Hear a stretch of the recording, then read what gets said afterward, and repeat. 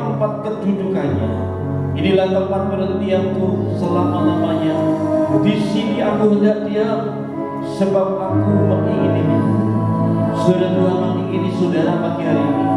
Ketika kau siapkan dan kau berikan hatimu, hidupmu, Dia mengingini tinggal, Dia mengingini bersama-sama dengan engkau.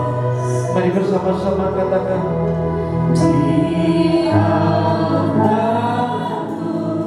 ku bawa hatiku, ku bawa rindu, orang yang termakan. Dia aku seluruh hidupku, kami cintanya kemuliaan.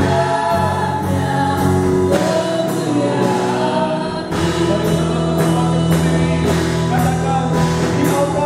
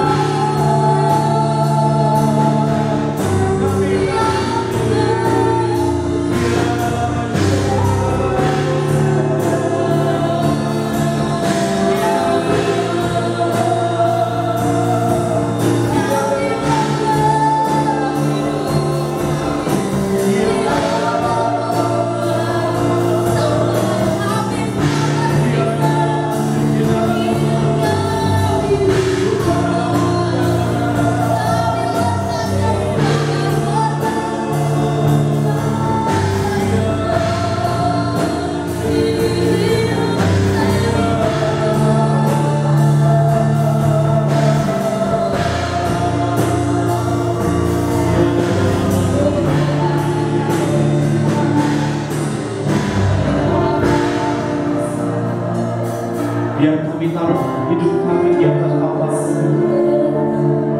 Mari kerjakan sesuatu yang ilahi dalam hati kami, supaya kami tidak memiliki hati yang serakah, tapi kami hati yang senantiasa mengingini Tuhan.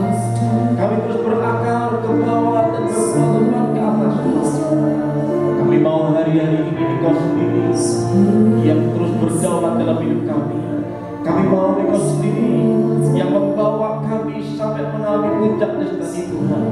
Kami mau dan mengalami membalikan keadaan terjadi dalam hidup kami.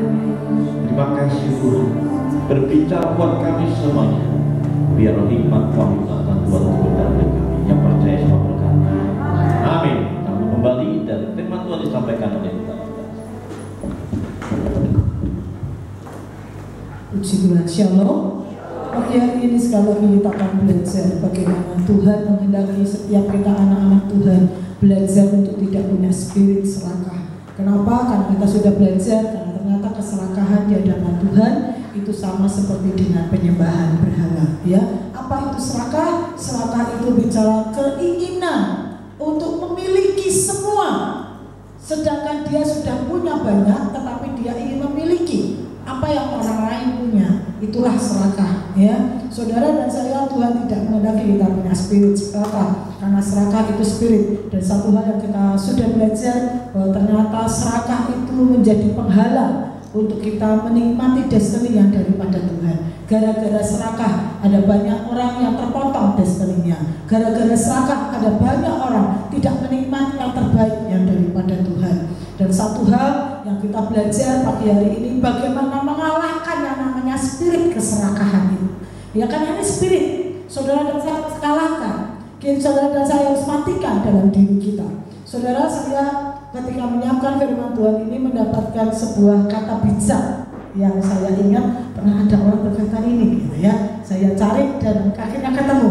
Ternyata yang bicara adalah Mahatma Gandhi ya. Beliau adalah seorang tokoh besar yang dari India. Beliau pernah berkatakan bahwa bumi menyediakan kecukupan untuk kepuasan manusia, tetapi tidak untuk keserakahan manusia. Jadi ini orang yang tidak kenal akan Tuhan. Tetapi satu hal, kita pernah mendengar bagaimana Mahatma Gandhi punya kerinduan ingin menjadi orang Kristen. Mengapa? Karena dia belajar firman Tuhan, dia belajar Injil, dia ingin jadi orang Kristen. Tetapi satu hal yang membuat dia tidak mau mengurungkan niatnya menjadi orang Kristen adalah ketika melihat gaya hidup orang-orang Kristen yang tidak menunjukkan akan kebenaran firman Tuhan. Itu sebabnya jangan kita menjadi penghalang-penghalang untuk orang percaya kepada Tuhan, supaya ada Mahatma Gandhi yang percaya kepada Tuhan oleh karena dia mengenal akan kebenaran firman Tuhan. Saudara, dia berkata, saya percaya ini statement yang muncul dari hatinya ketika dia belajar akan firman Tuhan, karena dia mengerti bahwa sebenarnya Tuhan sudah memberikan segala sesuatu dalam kehidupan kita orang-orang percaya, istimewa juga kepada setiap manusia, rasa cukup. Itulah kepuasan. Ya, itulah kepuasan. Sebab sesungguhnya kapan seseorang itu menjadi serakah? Karena keserakahan itu muncul dari rasa tidak puas. Ya, saudara, kemarin minggu saya memberikan ilustrasi tentang siapakah sebenarnya yang memupuk rasa keserakahan dalam diri kehidupan seorang anak.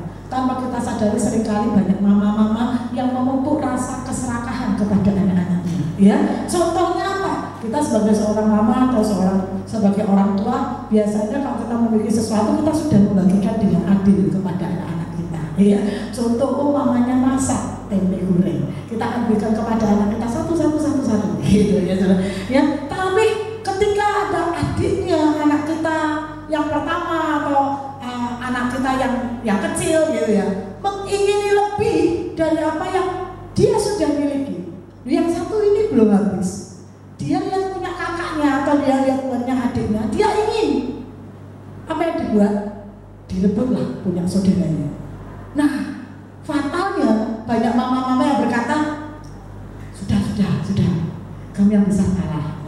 Atau mungkin yang diambil punya adiknya, sudah kamu ngalah sama kakak, nanti mama kasih lagi ya. Nah, maksudnya kita supaya tidak terjadi pertengkaran, tetapi sejujurnya itu kita sedang memupuk namanya spirit keserakahan buat anak-anak kita. Kita membiarkan mereka mengingini yang orang lain punya, sedangkan dirinya sendiri saja sudah cukup. Dia sudah dapat sama dengan apa yang dimiliki orang lain. Saya seringkali mengingatkan kepada guru-guru di sekolah kita, terutama guru-guru KB dan TK. Anak-anak kecil punya spirit keserakahan. Dia sudah pegang mainan.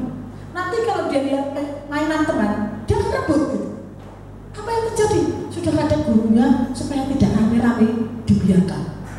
Ya, dibiarkan. Sudah ya, kamu mainan yang lain ya. Itu biar dipakai temannya yang lain. Mudah sudah.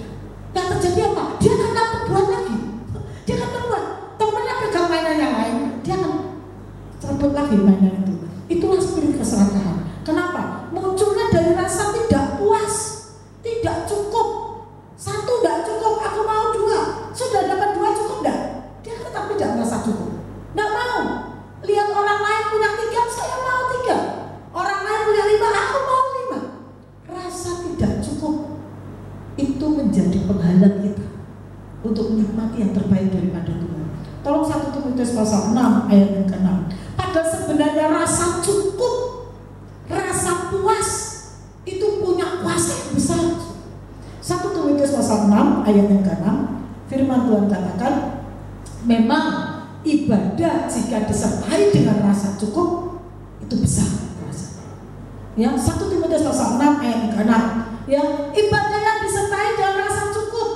Jadi ibadah itu sendiri ada kuasanya, tetapi kuasa ibadah itu akan terasa menjadi lebih besar ketika disertai dengan rasa cukup. Memang ibadah itu kalau disertai rasa cukup memberi keuntungan besar. Siapa mau untung besar? Kalau bilang untung besar semua angkat tangan gitu ya. Semua angkat tangan kalau ditanya siapa mau untung besar, semua mau untung besar. Tidak ada mau untung kecil gitu. Tidak ada yang rugi. Maunya semua untung besar. Untung besar itu didapat ketika kita memiliki rasa cukup, rasa puas. Tapi kalau untungnya besar tapi nggak disertai dengan rasa syukur, dengan rasa puas, dengan rasa cukup, maka kita akan terus menerus. Itu sebabnya pengkhotbah katakan, Salomo katakan, mata tidak pernah puas untuk melihat, telinga tidak pernah puas untuk mendengar, mulut tidak akan pernah kenyang dengan perkataan. Tidak ada puasnya, ya tidak ada puasnya. Makanya seringkali kita mendengar manusia itu tidak ada puas-puasnya, ya tidak ada puas-puasnya, tidak ada puasnya. Ya nanti punya mobil satu kepengen mobil dua, punya mobil dua kepengen mobil tiga, kepengen punya perusahaan satu kepengen punya perusahaan dua, dan seterusnya. Nah seringkali itu yang membuat Tuhan tidak menghendaki anak-anak Tuhan memiliki yang namanya sifat atau spirit keserakahan. Sejujurnya Tuhan mau saudara dan saya mematikan, mengalahkan semua keserakahan dalam hidup kita, rasa tidak puas dalam diri kita, rasa tidak cukup dalam diri kita. Itu sebabnya Tuhan mengajarkan lewat doa Bapa kami, berilah kami pada hari ini makanan kami secukupnya. Tuhan tidak suruh kita makan berlebih-lebih, secukupnya. Apa artinya? Tuhan akan beri kita limpah, amin. Tetapi yang membuat itu menjadi sukacita dalam diri kita ketika itu disertai dengan rasa cukup, dengan rasa puas, bersyukur dengan apa yang ada pada kita. Seringkali sifat serakah ini bukan hanya bicara tentang makanan atau tentang uang saja, tetapi juga termasuk di dalam hal suami istri, seksualitas, ya, kemudian hawa nafsu dan sebagainya. Punya istri satu tidak cukup, tidak puas. Ya, punya kekuasaan segini tidak puas. Ya, punya untung segini tidak puas. Rasa tidak puas, ya, rasa tidak cukup itu berbahaya, ya. Karena Pengkhotbah pasal 5 ayat 10 katakan, siapa mencintai uang tidak akan puas dengan uang, dan siapa mencintai kekayaan tidak akan puas dengan penghasilannya. Ini dalam hal uang, ya. Dan biasanya orang menganggap yang namanya puas sumbernya apa? Duit. Wah, ya kan? Seringkali orang itu merasa bahwa sumber kepuasan itu uang. Waktu kalau punya uang puas, cukup. Kenyataannya ada banyak orang yang miliarder bunuh diri. Saat punya uang, punya keluarga baik-baik, kenapa bunuh diri? Ada banyak orang beranggapan bahwa sumber kepuasan itu uang. Sebagian ada yang beranggapan jabatan. Wah, kalau sudah punya power itu puas. Belum tentu. Lihat Salomo, hidupnya tidak pernah puas. Apa yang tidak dimiliki oleh Salomo? Duit, dia aja yang paling kaya di bumi ini. Oh, semua prajuritnya perisainya aja dari emas. Jabatan, dia orang yang sangat-sangat dimuliakan.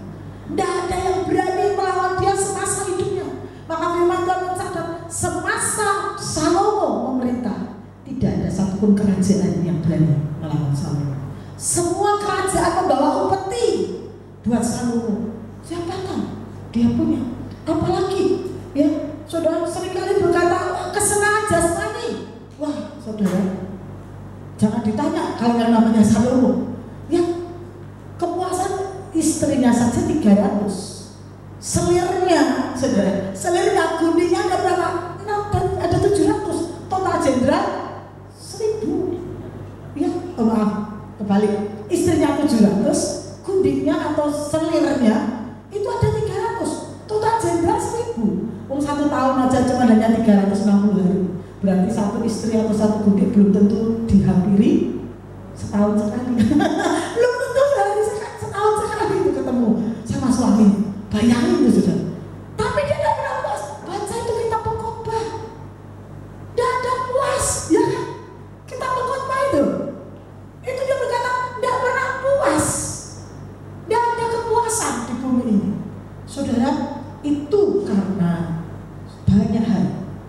yang seringkali tidak disadari oleh Saul. Apa itu yang seringkali menjadi penyakit kepuasan, membuat orang tidak pernah puas, tidak puas dengan suaminya, tidak puas dengan kekayaannya, tidak puas dengan keluarganya, tidak puas dengan orang tuanya, tidak puas dengan anaknya, tidak puas dengan keadaannya, tidak puas dengan kecantikan. Ada banyak ketidakpuasan. Apa yang seringkali menjadi penyakit orang tidak bisa puas? Oleh karena iri hati dan mengasihani diri sendiri. Itu penyakit. Itu penyakit. Iri. Wah, yang sudah punya TV 10 inch. Ada enggak 10 inch? Punya TV 10, tetangga punya TV 20 inch. Wah, Pak, masa tetangga sebelah saja sudah bisa beli TV, kita belum bisa beli TV. Wah, nanti tetangga sebelah punya lemari es. Wah, 2 pintu atau 1 pintu. Wah, itu sudah bingung. Ya, itu udah bingung. Wah, rasa tidak puas karena iri. Oleh karena kadang sebaliknya mengasihani diri sendiri. Iya ya, kok dia cantik ya, saya tidak secantik dia. Oh, dia kok luar biasa ya.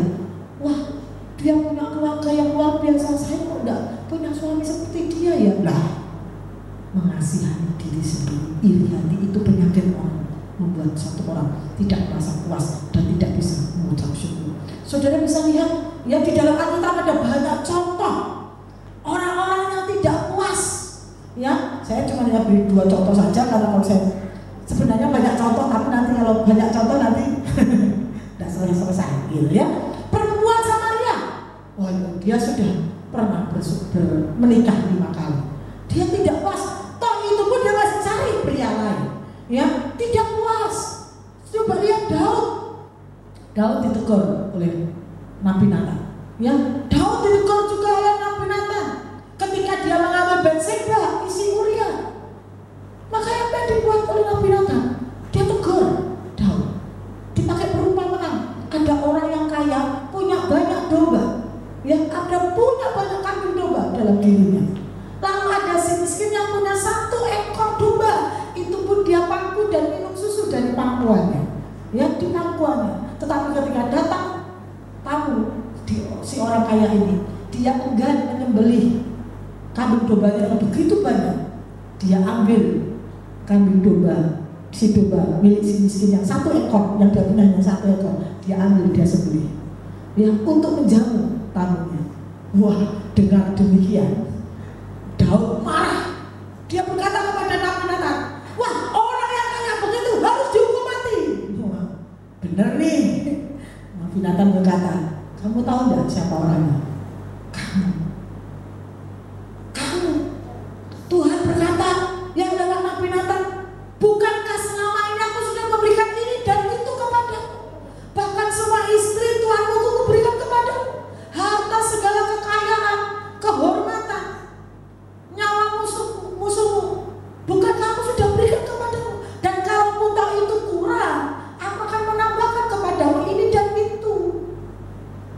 Dan kalau saudara membaca dari 2 Samuel pasal 12 ayat ke-9, ternyata rasa tidak puas, tidak cukup, itu menghina Tuhan. Itu menghina Tuhan. Baca sebentar ya, 2 Samuel pasal 12. Kalau mulai ayat yang ke-7, 8, dan 9. 2 Samuel pasal 12 ini tentang Daud ketika ditegur oleh Nabi Natan oleh karena dia mengambil Batseba, istri Uria. Padahal Daud sudah punya banyak istri. 2 Samuel pasal 12 mulai ayat 7 saja, 7 sampai 9. 2 Samuel pasal 12, bisa cepat ya, ambilkan. Kemudian berkatalah Natan kepada Daud, engkaulah orang itu. Mau Daud bikinnya, wah, dia marah, orang kayak begitu harus dibunuh. Padahal itu cuma dari ilustrasi ya. Nabi Natan untuk menemplak si Daud. Nah, maka Nabi Natan berkata, engkaulah orang itu. Beginilah firman Tuhan Allah Israel, akulah yang mengurapi engkau jadi raja atas Israel, dan akulah yang melepaskan engkau dari tangan Saul. Ayat 8, telah kuberikan isi rumah Tuhanmu kepadamu dan istri-istri Tuhanmu ke dalam pangkuanmu. Aku telah memberikan kepadamu kaum Israel dan Yehuda. Dan seandainya itu belum cukup, merasa belum cukup, tentu kutambahkan lagi ini dan itu kepadamu. Tuhan tahu keperluan kita, bahkan Tuhan memberikan kita limpah-limpah. 9, mengapa engkau menghina Tuhan? Jadi orang yang tidak pernah merasa cukup itu menghina siapa? Menghina Tuhan. Nganggap Tuhan tidak bisa mencukupi, menganggap Tuhan tidak bisa memuaskan hidup kita. Padahal Tuhan sanggup mencukupkan. Bukankah Tuhan itu sanggup memuaskan hasrat hati kita? Orang-orang yang tidak pernah merasa cukup, orang-orang yang tidak pernah merasa puas, itu menghina Tuhan. Itu menghina Tuhan.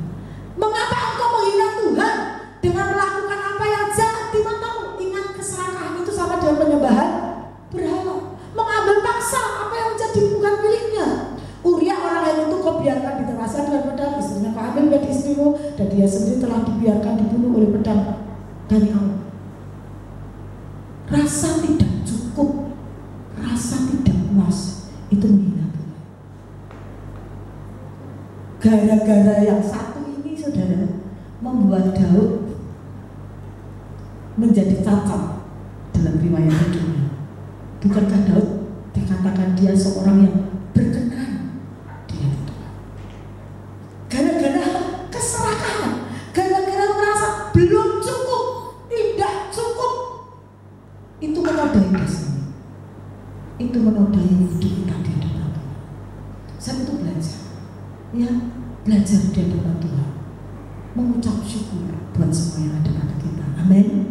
Sebab sesungguhnya ibadah yang disertai dengan cukup itu memberikan keuntungan yang besar. Ibadah bukan hanya bicara ibadah kebaktian, saudara. Ya, dalam kita berumah tangga itu ibadah. Karena ibadah yang sejati adalah memberi persembahan kita menjadi persembahan yang hidup, yang kudus, dan yang berkenan di hadapan Tuhan. Jadi ibadah bukan hanya bicara tentang kebaktian, tapi apa yang kita buat dalam keluarga kita, dalam pekerjaan kita, dalam pelayanan kita, itu adalah ibadah. Bahkan seringkali kita mendengar orang berkata, senyum itu pun juga sebuah ibadah. Loh, senyum aja ibadah, ya saudara. Senyum aja ibadah, ya. Senyum aja ibadah. Jadi ibadah bukan hanya bicara liturgi kebaktian. Ibadah itu sesuatu yang kita buat untuk menyembah kepada Tuhan. Bukankah hidup kita itu adalah penyembahan kepada Tuhan? Maka apapun yang kita buat, mari kita buat dengan rasa syukur. Amin. Melayani suami, melayani anak-anak kita, dalam pekerjaan, dalam pelayanan, lakukan itu dengan rasa syukur dan sukacita. Itu memberikan keuntungan yang besar dalam hidup kita. Sudah bisa pernah mengalami, wah, melayani suami atau masa ibu-ibu ya, kalau dengan gerundel cepat selesai enggak? Enggak selesai. Enggak selesai. Tapi kalau kita lakukan itu dengan rasa puas dan ucapan syukur dengan sukacita, cepat selesai. Dan itu tidak menjadi berat.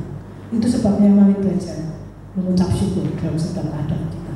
Saudara, apa itu sebenarnya kepuasan? Kepuasan itu sebuah pengertian hikmat yang Tuhan beri dalam hidup kita untuk kita bisa mengerti arti kehidupan kita. Apa sih arti kehidupan itu? Kalau kita bisa mengerti arti kehidupan ini, maka kita akan bisa bersyukur, kita akan puas. Gak firman Tuhan katakan, bukankah hidup itu lebih berarti daripada apa yang kita pakai? Mana yang lebih berarti? Pakaian atau tubuh kita? Mana yang lebih berarti? Segala sesuatu dalam kehidupan ataukah hidup itu sendiri? Jadi seberapa kita bisa memahami pewahyuan, hikmat, pengertian tentang arti kehidupan, itu membuat kita puas. Amin. Tapi kalau kita tidak mengerti nilai-nilai kehidupan, itu membuat kita tidak bisa merasa mengucap syukur, rasa cukup. Itu sebabnya kemarin minggu Pak Guana sampaikan, banyak orang kehilangan rasa. Ya, kehilangan rasa. Istrinya tidak berubah, masih sama. Tapi apa yang membuat dia tidak puas? Kehilangan rasa. Ya, masakannya tidak berubah, sama. Wah, tapi apa yang membuat dia tidak puas? Kehilangan rasa. Ya, kehilangan rasa. Dulu masih tinggal dalam kekudusan, dalam kebenaran, makan tempe bersama suami saja pun nikmat, gitu, ya. Tapi kalau sudah kehilangan rasa, makan barbecue, makan steak, makan apa yang mahal-mahal, tapi tidak dengan kekudusan, rasanya lebih nggak enak mending tempe. Loh, makan steak kok ngomongnya lebih enakan tempe. Sebenarnya apa ya yang membedakan rasanya? Rasa ucapan syukur, rasa cukup itu mahal harganya. Amin. Saat itu mari belajar bersama-sama. Kita orang-orang percaya diajar itu. Ya, saya kemarin Jumat, saya bilang, wah, lo ayatku sudah dibacakan sersari. Ya, saya bilang, ayatku sudah dipakai sersari, enggak apa lah. Itu artinya konfirmasi, ya, konfirmasi hal yang sama. Kita membaca dari Filipi pasal 4 ayat 11 sampai ayat 13. Kukatakan ini bukanlah karena kekurangan, sebab aku telah belajar mencukupkan diri dalam segala keadaan. Aku tahu apa itu kekurangan dan aku tahu apa itu kelimpahan. Dalam segala hal dan dalam segala perkara tidak ada sesuatu yang merupakan rahasia bagiku, baik dalam hal kenyang cukupkan. Tetapi rasa cukup itu muncul ketika satu orang dia mengerti siapa Tuhan dalam hidupnya. Dia mengerti penyertaan Tuhan dalam hidupnya. Dia mengerti Tuhan dengan kasih setianya. Itu cukup. Itu sebabnya sebuah pujian, Christ is enough for me. Kristus itu cukup bagiku. Tuhan itu cukup bagiku. Paulus katakan anugerahmu cukup bagiku. Cukup itu karena anugerah. Amin. Bukan karena lapar atau kenyang. Bukan karena kekurangan atau kelimpahan. Kalau kelimpah cukup, bisa bersyukur. Kalau kurang, kalau lapar, bersyukur. Itu orang Israel. Itu orang Israel.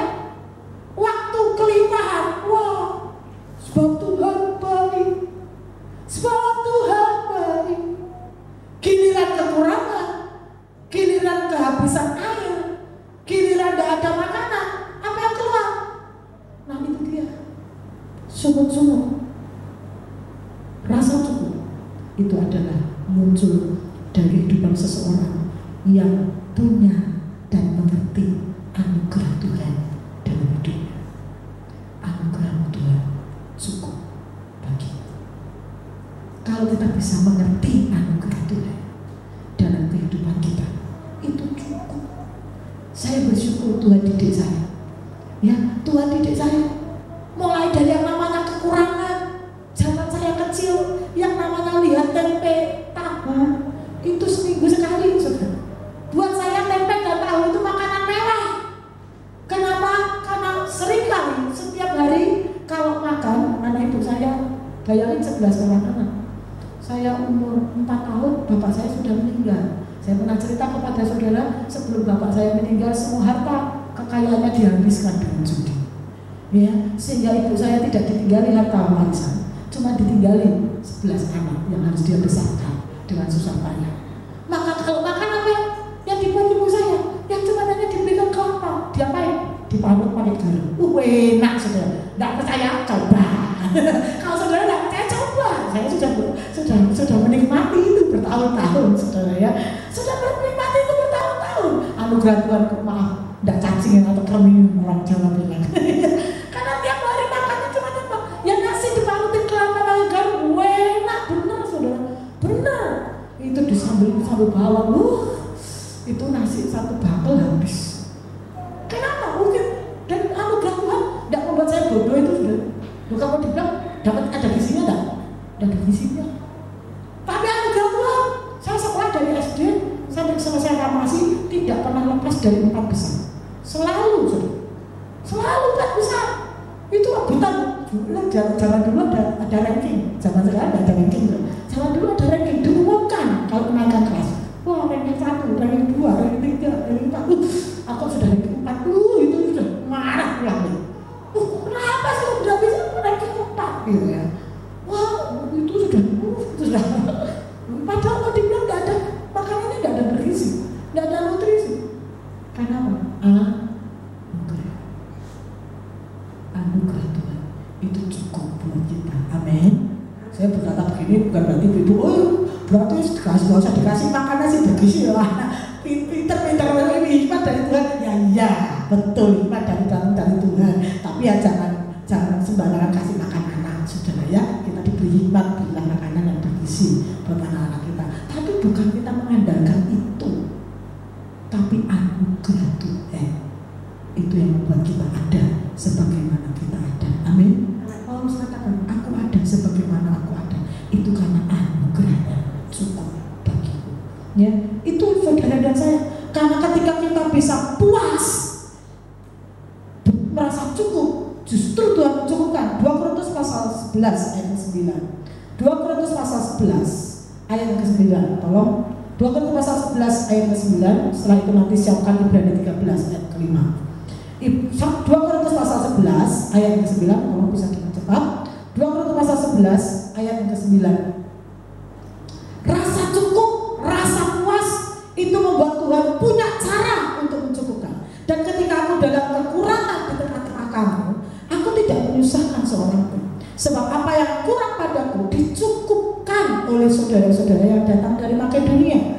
Dalam segala hal aku menjaga diriku supaya jangan menjadi beban bagi kamu, dan aku akan tetap berbuat demikian.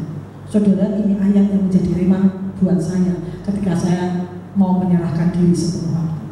Saudara, Tuhan mengajar kepada saya untuk mencukupkan diri dengan apa yang ada. Itu sebabnya ketika kami diizinkan Tuhan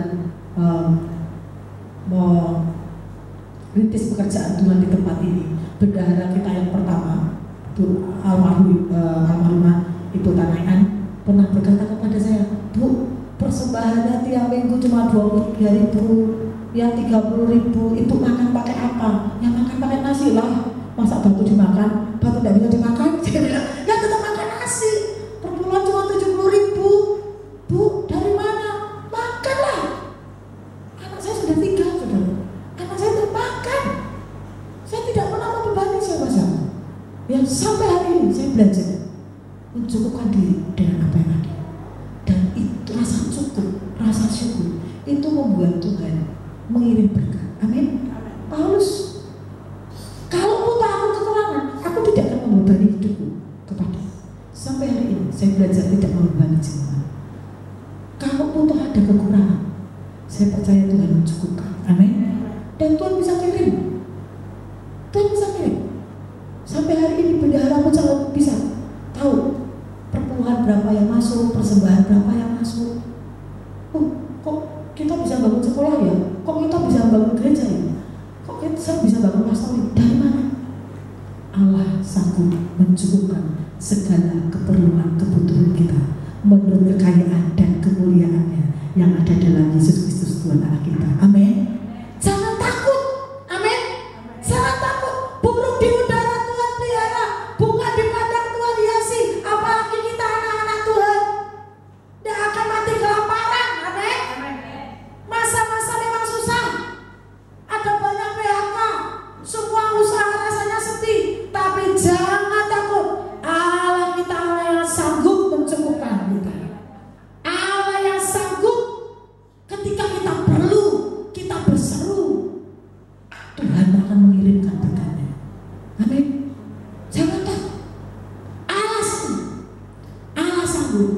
Dan sekali lagi Allah terlalu sanggup dalam kehidupan kita. Ibrani pasal 13 ayat ke-5. Ibrani 13 ayat ke-5. Janganlah kamu menjadi hamba uang, dan cukupkanlah dirimu dengan apa yang ada padamu. Karena Allah telah berfirman, aku sekali-kali tidak akan membiarkan engkau, dan aku sekali-kali tidak akan meninggalkan engkau. Jangan jadi hamba uang.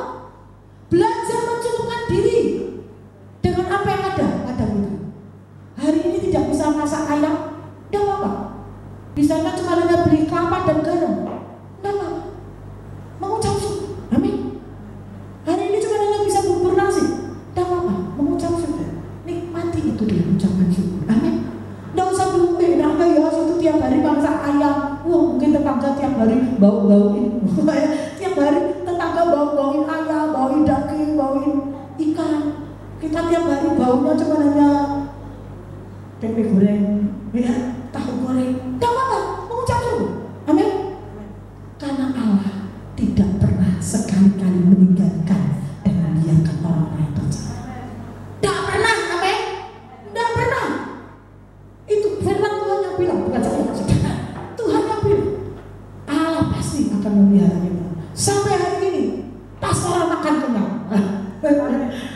saya setiap hari itu sama Pak Budi, setiap bangun selalu dipegangi tangan saya.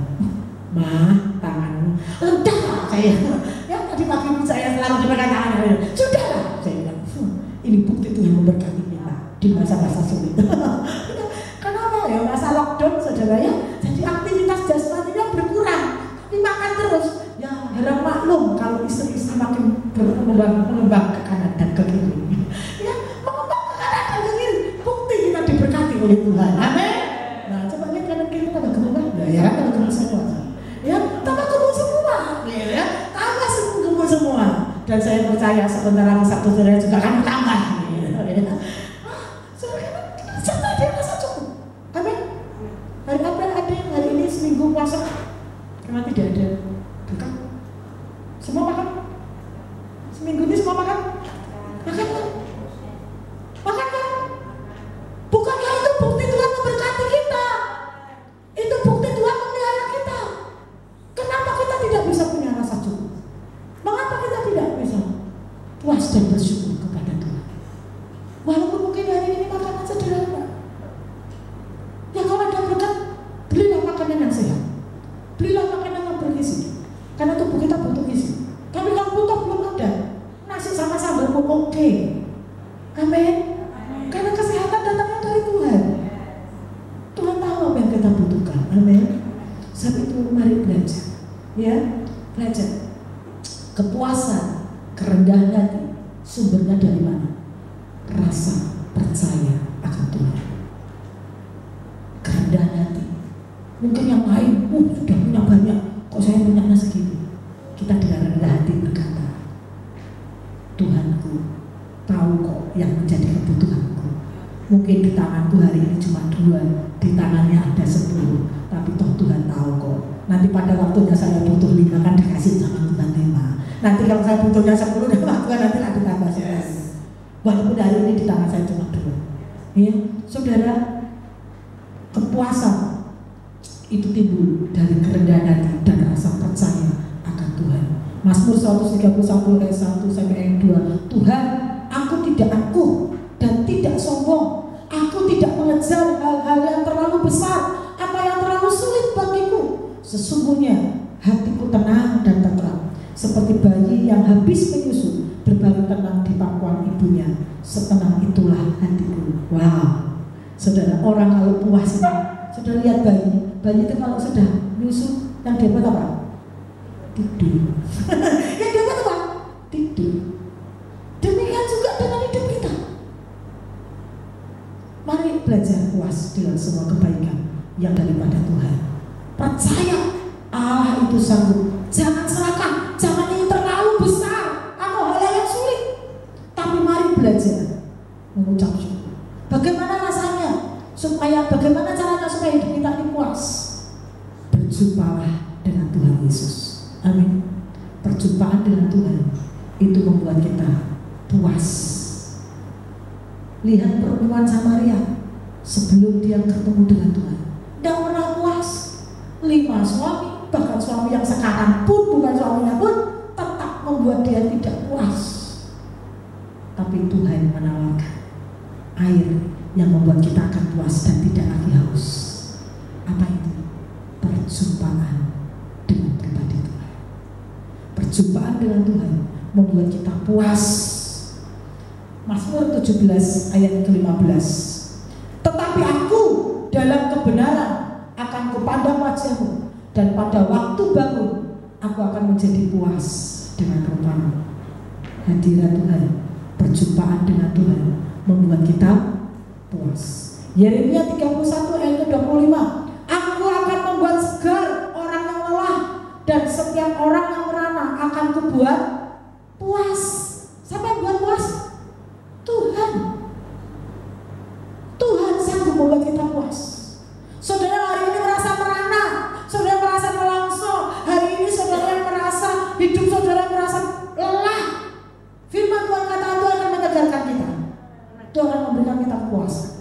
Tuhan memuaskan hasrat hati kita, seperti yang Tuhan kerjakan dalam kehidupan Daud, perempuan Samaria. Ingat Sakius. Sakius awalnya serakah, sudah jadi seorang pejabat bea cukai, masih serakah, rampas. minta lebih. Tetapi ketika dia berjumpa dengan pribadi Yesus, apa yang dia buat? Hilang itu yang namanya keserakahan. Tapi sebaliknya, yang muncul adalah kemurahan hati. Sampai sebutkan, setengah dari hartaku akan kubagi-bagikan kepada orang miskin, dan siapa yang daripada siapa aku telah merampas akan kukembalikan 4 kali lipat. Sakius, kok berubah dari orang yang serakah menjadi orang yang murah hati? Sejak apa? Sejak dia berjumpa dengan pribadi Yesus.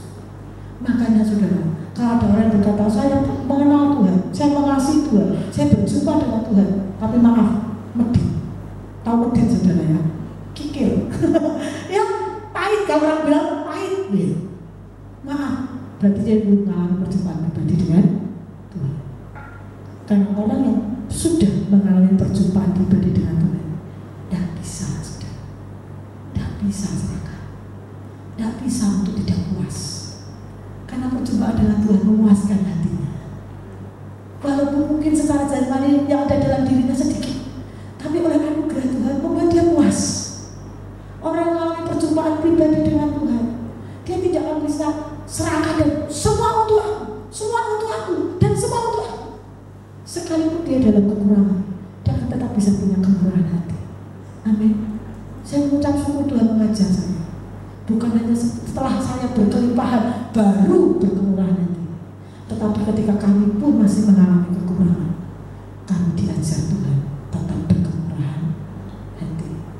Karena itu ciri orang yang sudah alami perjumpaan dengan Tuhan. Perjumpaan dengan Tuhan membuat kita memiliki rasa belas kasihan. Ya, ayat terakhir, WLC Romain musik bisa maju ke depan. Mazmur 107 ayat 89. Bersyukur, dipuaskan akan kebaikan Tuhan. Orang yang bagaimana caranya kita ya untuk bisa puas? Mazmur 107 ayat 8-9. Bersyukurlah. Ya, karena bersyukur akan membuat kita dipuaskan dengan kebaikan yang daripada Tuhan. Amsal 19 ayat yang ke-23. Takut akan Tuhan membuat orang-orang benar itu puas. Mazmur 107 ayat 8-9. Biarlah mereka bersyukur kepada Tuhan karena kasih setianya, karena perbuatan-perbuatannya yang ajaib terhadap anak-anak manusia. Ayat 9. Yuk bisa cepat. Ayat 9. Tinggal tuh berikutnya tuh. Dan kita puas dengan dikenyangkan dengan kebaikan. Sebab dipuaskannya jiwa yang dahaga dan jiwa yang lapar dikenyangkannya dengan kebaikan. Amsal 19 ayat 23. Jadi bagaimana caranya puas? Belajarlah bersyukur. Amin. Belajarlah bersyukur. Bukan hanya dalam kelimpahan saja, dalam kekurangan pun, bukan hanya dalam hal kekenyangan, dalam hal kelaparan pun, tetap bisa belajarlah bersyukur dengan semua yang ada. Ya. Lagi Amsal 19 ayat 23. Bahwa takut akan Tuhan, takut akan Allah mendatangkan hidup, maka orang bermalam dengan puas tanpa tertimpa malapetaka. Takut akan Tuhan. Orang takut akan Tuhan, hidupnya akan puas. Tetapi orang yang tidak takut akan Tuhan, dia akan memilih apa yang dunia ini katakan. Tetapi mari belajar, kalahkan, matikan semua keserakahan dalam diri kita dengan kemurahan hati dan dengan belas kasihan. Kolose pasal 3 ayat 5. Matikanlah dalam dirimu segala sesuatu yang duniawi, yaitu percabulan, kenajisan, hawa nafsu, nafsu jahat, dan juga keserakahan yang sama dengan penyembahan berhala. Kolose pasal 3 ayat 12. Karena itu sebagai orang-orang pilihan Allah yang dikuduskan dan dikasihinya, kenakanlah belas kasihan, kemurahan, kerendahan hati, kelemah lembut, dan kesabaran.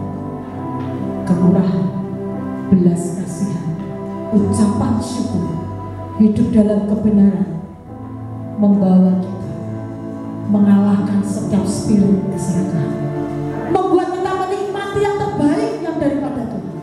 Karena Tuhan katakan, cukupkanlah dirimu dengan segala apa yang ada padamu. Sebab sesungguhnya sekali-kali aku tidak akan pernah membiarkan kamu, dan aku tidak akan pernah meninggalkan kamu. Tuhan mau saudara dan saya mengucap syukur orang yang murah hati akan lihat kebaikan daripada Tuhan. Sakatakaya lama, sakatakaya lama, sakatakaya lama. Tak sedetik pun kau tinggalkan Tuhan. Anugerah-Mu melimpah bagiku. Sakatakaya lama, sakatakaya lama, sakatakaya. Tak sedetik pun kau tinggalkanku. Anugerah-Mu melimpah bagiku. Takkan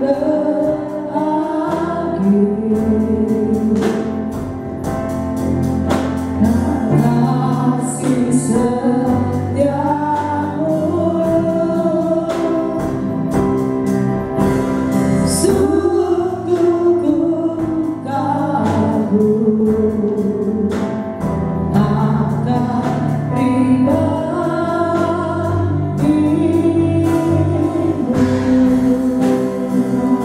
Betapa ku merindukan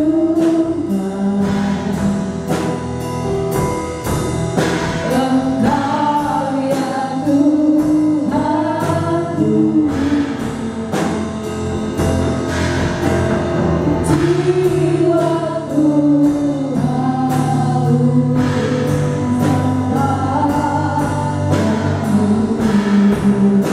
sepanjang hidupku, sepanjang hidupku.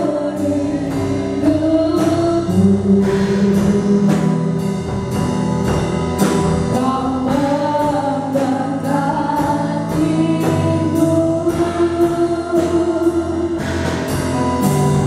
ku kuat dengan kekataanmu.